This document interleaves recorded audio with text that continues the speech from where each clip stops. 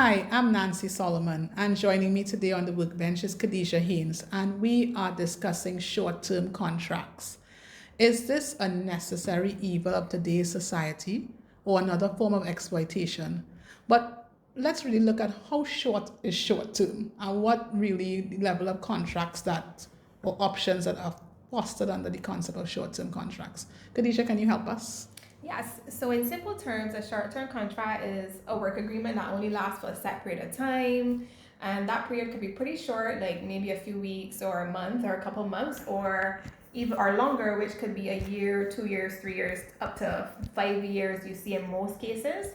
And these are different from permanent jobs for a few reasons. First, the end date is decided up front.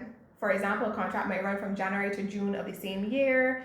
Second, the person is usually hired to do something specific. So maybe to finish a project, to cover for someone on leave, or handle extra work during a busy season. So you find these contracts in what type of industries? You find a lot of short-term contracts. Typically, you might find a lot of short-term contracts in the hospitality industry due to the nature of the business with the ebbs and flows of the seasons, as well as any retail type operation. So we might have seen somewhere like Unicomer, known as Courts, would have jobs running for their peak season, which will be coming on to the end of the year. Or even like a back to school something Yeah. as well. You'll find like some companies definitely need the extra help in their sales. Or for Christmas. Or for Christmas. Okay, yeah. Yes.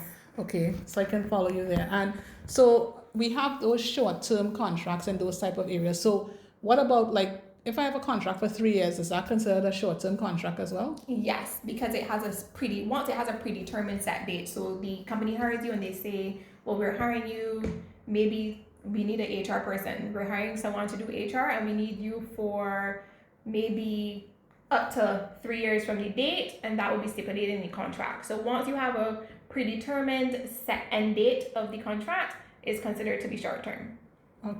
Okay, but I can see some benefits to something like that for some persons. But okay, so are there any other categories of short-term contracts that we've missed so far?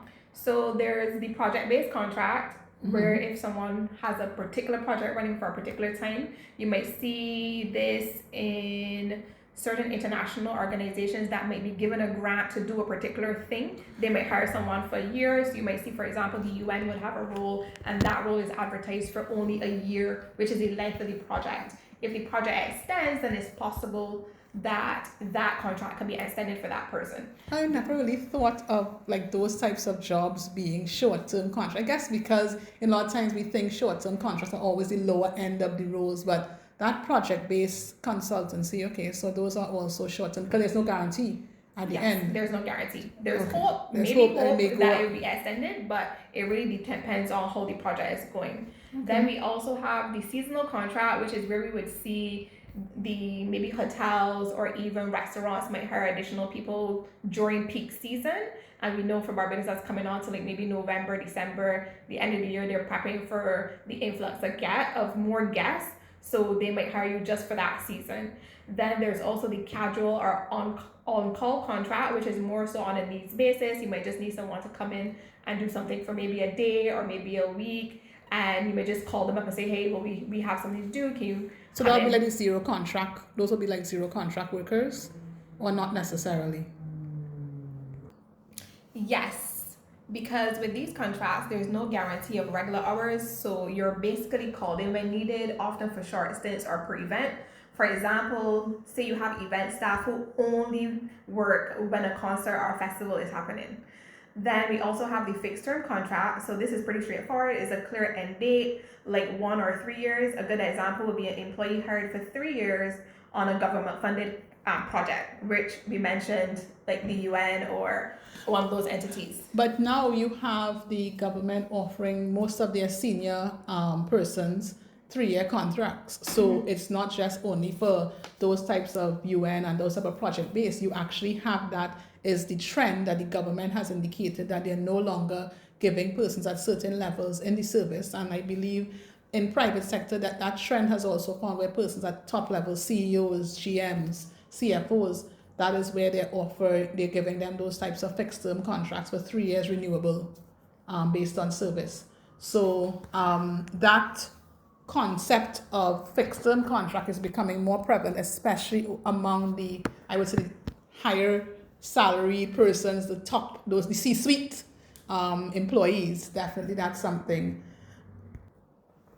Yes, and what you would find for those C-suite persons who are asked to come on board and to take on a project-based type of employment for like a 5-year contract or like a 3-year contract is that companies will have to make adjustments to the compensation package for those individuals to make that more lucrative for them and to make it make sense essentially for the lack of job security there with those kinds of jobs.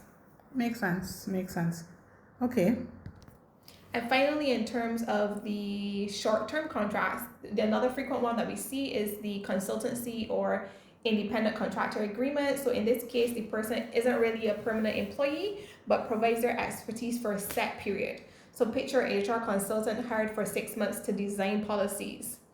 So short-term contracts can look a little different depending on the situation, but the common thread is that they all come with a clear endpoint. Okay.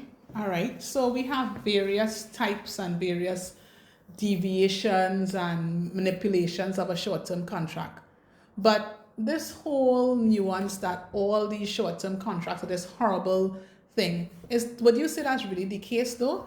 Because I can see that for some persons, especially as we speak about the millennials and the Gen Zs, that flexibility that we had coming out of COVID, the hybrid work, just the general flexibility that people need now in their lives to be able to balance their mental health and work and life on a whole, I can see that for some persons, a short-term contract, even if it's something as short as 6 months, could be something that they actually seek out and desire and prefer to be able to manage their general work to day-to-day life. So what are your thoughts on if it is really this bad of a thing that persons are putting it out to be?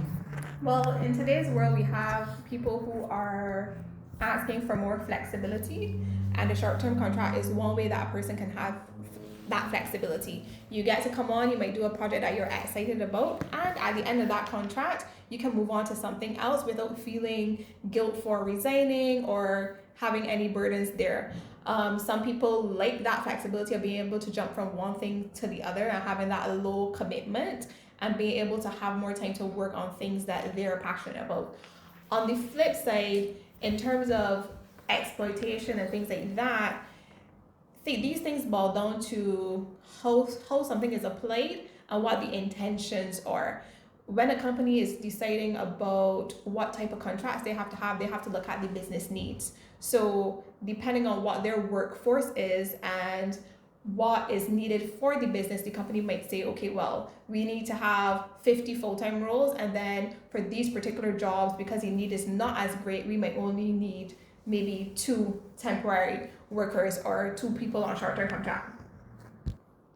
You are right. And I can see that especially in the tourism industry, where because of the seasonal nature of what we do, an employer will only need, as you said, 10 or 15 full-time servers, but because of the influx of tourists, they may hire 30 extra persons. But when the tourist season ends, there's no work for those persons. So keeping those persons employed on a full-time basis will be onerous on the business and could also lead for themselves to be closing down. So the concept of short-term contracts, yes, persons, there's a little negativity to it, but sometimes it's a way of surviving for many businesses, especially in Barbados, where most businesses surround the tourist sector. Most of our work hovers and navigates that area, and it's seasonal. So you will definitely gonna find that the ebbs and flows in the work being offered. But I believe that there are benefits as well, especially as you mentioned, as it looks at the person's flexibility and the opportunities for them to have a chance to do and produce almost project-based work. Because for me, I'm thinking you have a chance to do something and do it really well, and you know this is what I've been assigned to do, and an employer too can see and measure your performance based on that time in a clear, measurable manner. So there are pros and cons to the option, but let's be real here. There are those businesses that do the exploitation. So how do you think, or what do you think would be the point in which a short-term contract becomes exploitative? And if it is on that level, what would you advise an employee to do to be able to safeguard their interests, especially in an environment such as this? Short-term contracts cross into exploitation when they stop being about flexibility and when they start being about avoiding obligations. For example, when a worker is kept on rolling contracts for years without ever being offered permanency, even though they're doing the same job as permanent staff, or when short-term staff are excluded from benefits, paid less for the same work, or pressure to stay silent because they fear the contract won't be renewed. So the key is intent and fairness. If a short-term contract is tied to a genuine temporary need, like a project, seasonal work, or leave coverage, then it's legitimate. But if it's being used as a way to cut costs or limit workers' rights, then that's exploitative. It really comes down to whether the contract is serving the purpose it was meant to or whether it's being used as a loophole. All right. So, and I could walk with you on that part. But what about the employee who's currently on a short-term contract, maybe for the last 2 years, 3 months renewable? What advice can we give to that employee how best to navigate that situation? Well, if an employee is working on a short-term contract and they're starting to wonder if the arrangement is fair, some things to keep in mind. Know your rights. That could look like being familiar with legislation related to the industry as well as general employee legislation such as the Employment Rights Act, as well as paying attention to patterns. If you've been renewed multiple times and you're doing the same work as permanent staff but never offered permanency, possibly it could be a red flag. It may be worth having a conversation with the employer about whether the role is truly temporary or if there's a pathway to something more stable, providing that's what the person wants. Because the ultimate thing here is the person happy in this situation? Because they've stayed in this situation for 2 years. So why have they stayed? So employees need to know what is in it for me and whether they're happy with that particular arrangement. So know your rights. Ask the right questions. That could be talking to the employer, or it could be talking to maybe seeking legal counsel or professional advice. It could, and also plan your next move. If you're in a fixed term arrangement, there is no guarantee of an extension. So you want to make sure that you keep your resume updated and you keep your network close and you protect yourself at the end of the day. Good advice, Kadisha. Good advice. So I want to thank you, Kadisha, for joining me on the Workbench as we broke down workplace issues and build up insights. Join us for our next podcast as Herma continues to tackle topical HR issues affecting us in Barbados.